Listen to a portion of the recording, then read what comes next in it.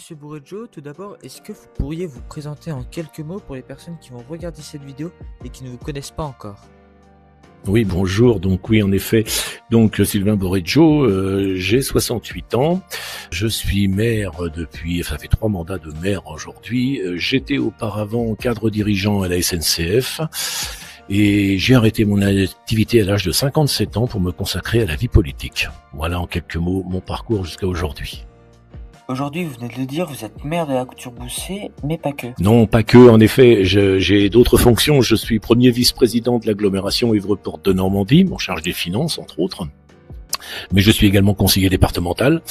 Donc c'est vrai que j'ai 3 fonctions électives qui m'occupent beaucoup et qui me demandent de consacrer beaucoup de temps, en effet. Et est-ce que en 2008, quand vous avez présenté votre candidature, vous voyez aujourd'hui en 2026 représenter votre candidature pour une 4e fois? Non, pas du tout, pas du tout. Je pense que quand on se présente à un premier mandat de maire, c'est une aventure qui débute. Hein, on n'est pas certain de gagner déjà. Une fois élu, on est heureux, fier de pouvoir assumer cette fonction. Mais c'est vrai que j'envisageais pas d'aller aussi loin. Mais je pense que quand on est passionné par ce que l'on fait, l'aventure est tellement magnifique que le fait de pouvoir s'occuper des autres, s'intéresser à la population, on ne lâche pas comme ça. On a envie de continuer.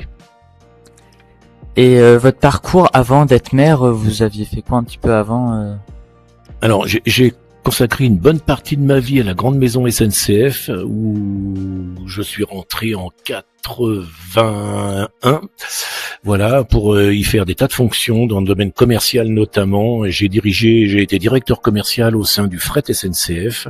Je travaillais sur Paris à l'époque, même quand j'étais élu, et c'est là que je me suis aperçu que c'était très compliqué d'être élu et de travailler loin de sa commune. C'est pour ça qu'à l'âge de 57 ans, j'ai souhaité interrompre ma carrière professionnelle pour me consacrer à la vie politique, et notamment parce que j'étais maire, mais j'étais à l'époque également président de la communauté de communes des Portes Normandes à Saint-André-de-l'Eure. Voilà. Et qu'est-ce qui vous a donné envie concrètement de vous engager dans cette mission? Alors j'ai toujours aimé m'occuper de ce qui se passait dans mon village. Hein. Ça a commencé à l'âge de 17 ans, oui, ça remonte un tout petit peu, où j'ai été vice-président d'un comité des fêtes du petit village où j'habitais dans les Yvelines, et je me suis aperçu que s'occuper de manifestations pour les habitants de son village, c'était passionnant, hein, quand on les voit agréablement surpris, heureux de pouvoir participer à une manifestation. Je m'étais dit, après tout, c'est vrai que la vie est intéressante quand on s'occupe des autres. Et quand je suis arrivé à la Couture-Boussay quelques années plus tard, j'ai commencé par être président du comité des représentants de parents d'élèves.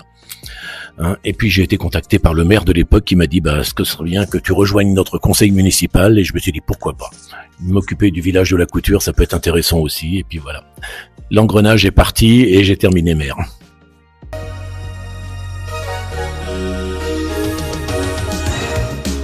Alors, Monsieur Bourrejo, en 3 mots pour décrire les habitants de la Couture-Boussay.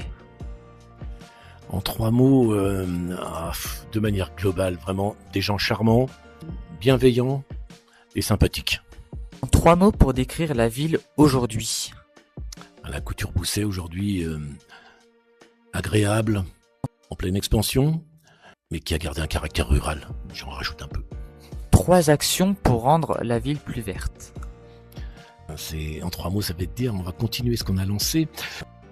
Fleurir, continuer à fleurir. Plantation d'arbres, prévue cette année. Et les espaces verts, préservation des espaces verts. Vos 3 endroits préférés dans la Couture-Boussay? Alors, je vais essayer de me fâcher avec personne. Je dirais le centre-bourg, hein, puisque pour moi, c'est un endroit très agréable. En allant sur Boussay, tout ce qui tourne autour de la mare de Boussay, qui est très agréable. Et après, je sortirai du village pour dire toutes les parties boisées de notre village. 3 mots pour décrire son maire. Difficile de se donner des fleurs, là. Allez, je vais me considérer comme étant altruiste. Hein, je pense qu'il le faut dans cette fonction. Bienveillant pour les autres et à l'écoute.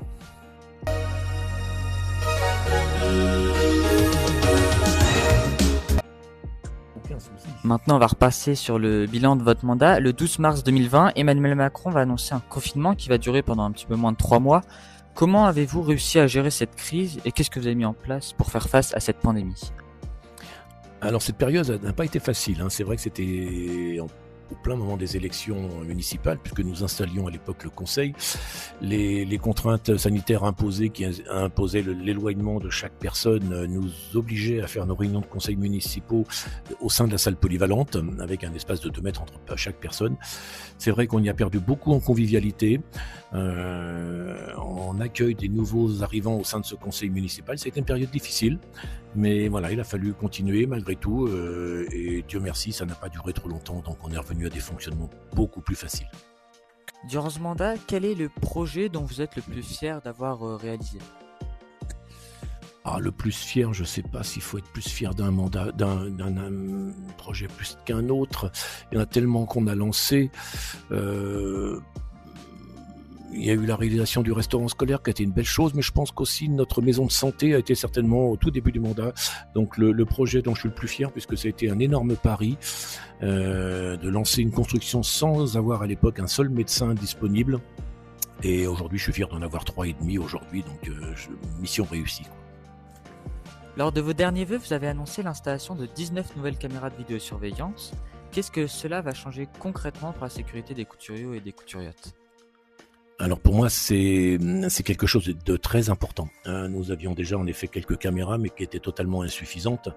Aujourd'hui, on a une couverture totale du village qui nous permet de pouvoir accompagner les gendarmes dans des missions de recherche lorsqu'il y a des méfaits qui sont réalisés ou sur notre commune ou sur les communes voisines.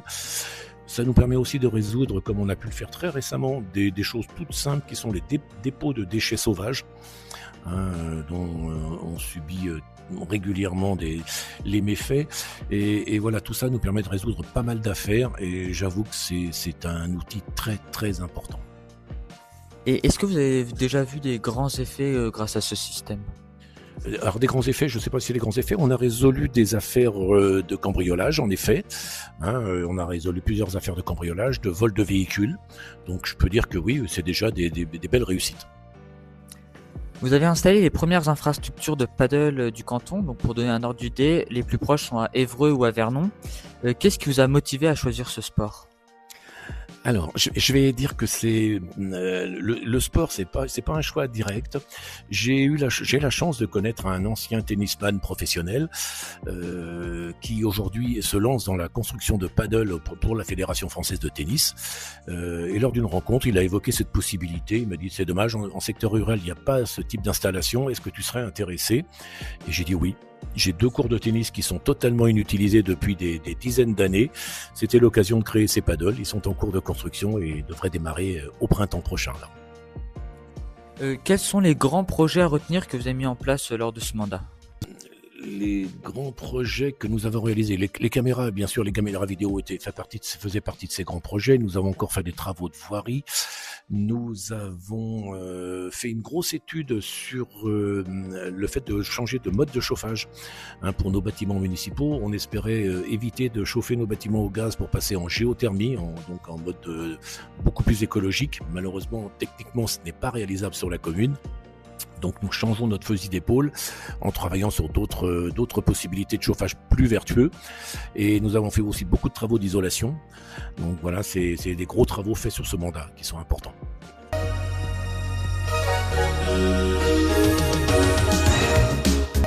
Donc maintenant on va passer aux 60 secondes chrono. Donc je vais vous donner les questions et vous allez devoir en répondre au plus possible en 1 minute.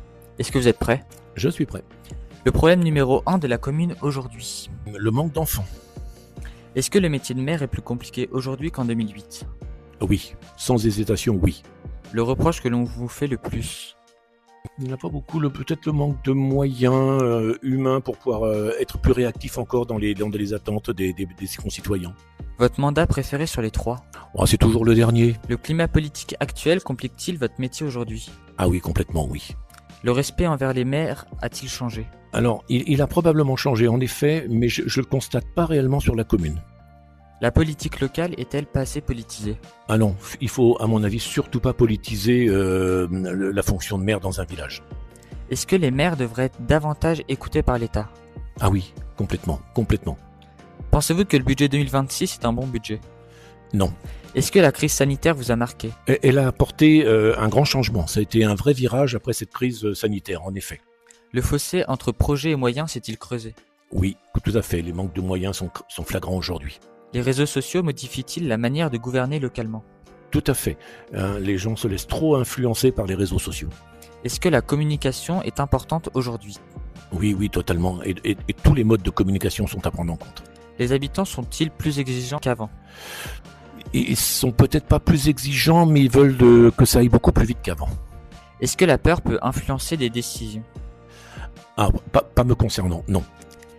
Est-ce que maire, ça donne encore envie aujourd'hui? Oui, parce que je pense qu'au fond de nous, c'est une passion et il faut la conserver.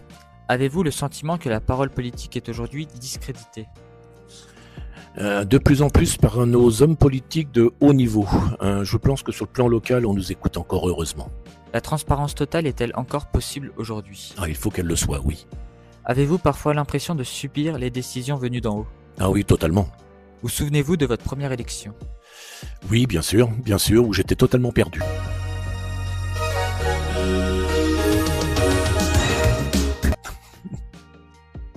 Maintenant, on va plus passer sur la partie programme pour votre élection en 2026. Vous avez indiqué vouloir repartir avec la plupart des membres de votre équipe actuelle. Est-ce que vous prévoyez néanmoins l'arrivée de nouvelles personnes ou le départ de certains élus? Alors, en effet, je repars avec la quasi-totalité de l'équipe, preuve que l'équipe se sent bien autour de moi. Nous avons la chance d'avoir été tous présents à toutes les réunions de conseil pendant tout ce mandat, ce qui peut être parfois pas évident dans toutes les communes. Aujourd'hui, je vais remplacer donc 3 conseillers municipaux plus 2 conseillers supplémentaires, donc 5 nouvelles personnes qui vont nous rejoindre et qui vont compléter notre équipe. Vous dites que la ville, je cite, va réaliser un complexe moderne permettant d'offrir des locaux dignes de ce nom à l'école communale de musique Léon Leblanc et à la médiathèque. Qu'est-ce que c'est concrètement ce projet et pour quand est-ce qu'il est prévu? Alors en effet, tout vient de notre école de musique qui aujourd'hui fonctionne très très bien, école de musique communale avec un peu plus de 120 adhérents aujourd'hui, une bibliothèque qui fonctionne également très bien mais dans des locaux très exigu, donc il nous faudrait apporter quelque chose de nouveau. Donc l'idée était de construire une nouvelle médiathèque et une nouvelle école de musique sur des surfaces beaucoup plus importantes, et c'est le projet que nous souhaitons mener sur ce mandat. On va dire je dis ce mandat parce que sur une année ça va être très compliqué. Vous dites par la suite que ce projet va coûter 1,5 million d'euros. Comment est-ce que vous allez concrètement le financer? Alors voilà, c'était le point bloquant justement de ce projet, c'est qu'aujourd'hui j'ai fait appel à des sollicitations pour avoir des subventions auprès de l'État, auprès du département. Je devrais avoir des premiers éléments de réponse en 2026, mais je suis prudent pour que tous acceptent de nous accompagner financièrement sur cette année 2026, vu les contraintes imposées par l'État aujourd'hui. On a entendu parler de l'installation d'un magasin et d'une station-service à l'entrée de la commune. Est-ce que vous pouvez nous en dire plus sur ce projet? En effet, c'est un projet qui est toujours en cours. J'attends les dernières propositions de l'enseigne qui devrait s'installer sur notre village, avec les nouveaux plans et l'installation. Donc en effet, il y aura bien un magasin qui va s'installer avec station-service et aire de lavage. Voilà. Et il va s'installer où? Elle va être juste à l'entrée du village, au niveau du giratoire, quand on vient de Saint-André-de-là. La commune a une école maternelle et élémentaire. Quel projet ou amélioration voulez-vous faire pour l'accueil des enfants? Alors là aussi, c'est vrai que ce sont des bâtiments auxquels on s'intéresse énormément. Les travaux vont être des travaux d'entretien essentiellement. Sur l'école élémentaire, nous avons cette année créé un nouveau bloc sanitaire digne de ce nom pour cette école. Des travaux d'amélioration des classes vont continuer sur 2026 et les années suivantes. Nous allons remplacer tous les tableaux interactifs qu'il y a aussi dans les classes. Côté maternelle, nous avons fait un gros travail d'isolation que nous allons continuer. Donc voilà, ce sont des travaux d'entretien qui vont surtout se faire. Et si nous le pouvons, nous aimerions également pour la maternelle, c'est refaire la cour de l'école et changer tous les jeux des enfants sur cette école. Quels vont être les gros points clés de ce mandat? Alors je vais pas oser en lancer beaucoup puisque nous, comme vous l'avez pu le voir, en matière budgétaire, notre pays est en grosse difficulté. Nous sommes très prudents dans les communes sur savoir avec quel argent nous allons pouvoir fonctionner puisque nous dépendons complètement des dotations de l'État. Donc hormis le gros projet de notre médiathèque et école de musique qui est déjà énorme pour nous, je ne m'avance pas sur d'autres projets aujourd'hui. Je suis prudent sur le plan financier. Est-ce que vous avez déjà des actions pour rendre la commune plus écologique et plus durable? Ah oui, oui, nous continuons puisque vous savez que notre commune aujourd'hui est dotée de 2 fleurs au concours des villes et villages fleuris.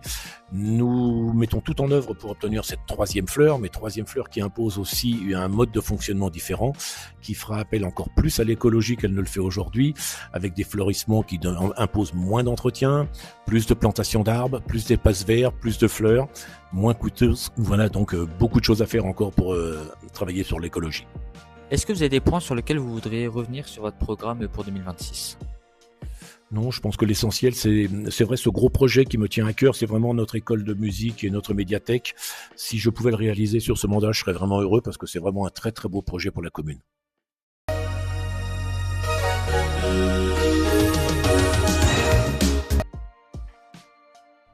Après avoir parlé de votre programme, nous allons plus passer sur des questions un peu plus globales. Après 3 mandats, qu'est-ce qui vous motive encore à vouloir vous représenter? Ah, l'envie d'en faire encore plus pour le village. Il reste toujours des projets à réaliser ou des projets qu'on a lancés qu'on a envie de voir se réaliser justement. Donc et la motivation, l'envie de toujours être au tout près des habitants et les écouter. Donc oui, j'ai toujours cette motivation. Et donc, si vous êtes élu là, vous ne vous représenterez pas après, c'est ce que vous avez dit? Il y a très peu de chances que je me représente après parce que je pense être frappé à ce par déjà le nombre de mandats exercés. Moi, ça ferait déjà beaucoup de mandats et je pense qu'à un moment, il faut savoir aussi s'arrêter et laisser la place à d'autres personnes. Si vous deviez raconter le métier de maire à un enfant de 8 ans, qu'est-ce que vous lui diriez? Oula, alors je sais pas si on peut appeler ça un métier, mais l'expression est bonne parce que ça devrait l'être à mon avis, puisqu'il n'y a pas d'école de formation pour être maire, mais ça pourrait se créer. Le métier de maire, c'est de pouvoir s'occuper de tout un village, dans tous les domaines, que ce soit en matière de sécurité, en matière de bien-être, en matière d'écologie, d'économie. Donc c'est tout faire pour 2400 habitants comme à la couture, donc voilà ce que ça peut être le métier de maire. Et si vous racontiez le métier de premier vice-président de l'agglomération Èvre-Port de Normandie? Et alors c'est pas tout à fait la même chose parce que là on est un peu plus sectorisé puisque je gère les finances, les grands projets et les grands équipements au sein de cette agglomération et en tant que premier vice-président, je remplace le président en cas d'absence, mais cette fois c'est à l'échelle de 120 000 personnes qu'il faut le faire et de 74 communes, donc beaucoup plus complexe avec notamment des budgets beaucoup plus importants que ceux d'une commune. On joue avec beaucoup d'argent mais très passionnant aussi. Et le métier de conseiller départemental? Métier départemental, alors là cette fois on passe encore dans une dimension supérieure, parce qu'on est à l'échelle du département, mais on raisonne au niveau d'un canton et de 32 communes, aussi très important puisqu'on représente d'autres compétences que gère le département et que ne gère pas et l'agglomération ou la mairie. Là aussi un métier intéressant, on rencontre cette fois peut-être beaucoup plus d'élus, mais aussi on est à l'écoute des gens qui ont des difficultés, qui ont besoin qu'on les accompagne et qu'on les aide et qui font appel à nos services pour ça, pour que le département puisse les accompagner.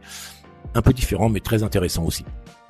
Une commune doit souvent choisir entre plusieurs besoins urgents. Comment vous arbitrez concrètement entre investir, entretenir, rénover, développer, construire? Très compliqué en effet, sachant qu'on ne peut pas tout faire en même temps ou tout faire financièrement tout simplement. Il faut faire des choix. Diriger, c'est aussi faire des choix. Donc on essaie de voir le choix le plus judicieux qui puisse rendre service à la grande majorité de la population et en fonction de ça, on fait des priorités. Un mandat de maire, ce n'est pas seulement gérer le quotidien, c'est aussi préparer l'avenir. Comment vous voyez la Couture-Gousset dans 50 ans? Alors dans 50 ans, avec les prévisions qui nous sont données, on va avoir à gérer une population beaucoup plus vieillissante qu'aujourd'hui.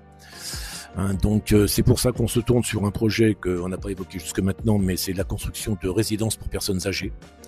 Voilà, qui leur permettent d'avoir encore une autonomie, de rester dans un logement chez eux sans être encore en maison de retraite, ni dans des maisons trop grandes avec des terrains trop grands à entretenir. Donc l'avenir va être en effet tenter d'obtenir des populations jeunes qui restent sur le village, bien sûr, mais aussi penser à nos personnes un peu plus âgées et s'occuper d'eux. Le budget de l'État a été adopté lundi à l'Assemblée nationale avec l'échec des 2 dernières motions de censure. Qu'est-ce que vous pensez de ce budget? Il y aurait tellement à dire sur ce budget. Je le partage pas. Je ne le partage pas du tout. Voilà, mais après, là, c'est des raisons personnelles. Le seul regret, c'est que les communes n'ont plus de latitude du tout. On est totalement dépendant de ce que l'État veut bien nous donner comme argent pour pouvoir fonctionner, et ça, c'est néfaste. Est-ce que donc le Rassemblement national et la France insoumise avaient déposé 2 motions de censure pour les 349.3. Est-ce que vous les auriez votées, vous, ces motions de censure? Ah, la question est délicate. Hein. Sur le fond, je dirais peut-être oui parce que je ne partage pas le budget qui est proposé. Sur la forme, j'aurais peut-être dit non parce que je pense qu'à un moment, il faut arrêter de faire ce qui est en train de se faire depuis des semaines. Et il faut que la France avance et pour ça, il faut qu'elle ait un budget coûte que coûte. À un moment, il fallait trouver quand même un compromis et continuer à avancer. Est-ce que vous pourriez nous dire ce que vous faites en tant que premier vice-président de l'agglomération Évreux-Porte de Normandie, concrètement? Alors je passe beaucoup de temps dans cette agglomération, comme je vous le disais, comme je remplace le président quand il n'est pas présent tous les jours, hein, puisqu'il occupe aussi d'autres fonctions. Donc je gère toutes les sollicitations qu'il peut y avoir pour cette agglomération. Je gère les finances, qui est un gros morceau, puisque je suis en gérant la finance, je chapeaute tous les services de l'agglomération sur le plan financier. Donc j'ai beaucoup de travail avec eux. Étant aussi à la tête des grands équipements et des grands projets, je travaille sur tout ce qui est en train de se faire actuellement, et notamment le centre aquatique qui est en train de se construire sur Évreux actuellement. Donc c'est moi qui chapeaute ce projet et je gère toutes les infrastructures qui existent autour d'Évreux, hein, qui fonctionnent bien aujourd'hui, et voilà. Donc ça occupe vraiment beaucoup. Et le métier de conseiller départemental, ça a un rapport ou rien à voir? Non, rien à voir, puisqu'on est sur des compétences totalement différentes. Hein, le département gère tout l'aspect social de ce qui peut se passer sur notre département. Donc c'est important, puisqu'on on est souvent sollicité pour apporter de l'aide auprès des habitants en difficulté. Il y a l'aspect routier, qui est aussi un autre sujet très important où je suis souvent très sollicité pour l'entretien des routes, des travaux à faire, des améliorations. C'est ce qu'on essaye de faire sur notre canton. On a obtenu des travaux sur notre canton. Donc voilà, un métier un tout petit peu différent. Quel atout a selon vous la Couture-Boussay pour donner envie à de nouveaux habitants de venir s'installer dans cette belle commune? Ouais, je pense que tout simplement c'est l'ambiance qui y règne. Des gens sympathiques, une ambiance agréable, les commerces nécessaires pour y vivre correctement, des médecins, même s'ils sont saturés les pauvres, mais voilà, on a quand même des belles infrastructures qui nous permettent de bien vivre ici, donc un village vraiment agréable. Merci monsieur le maire pour cet entretien. Merci.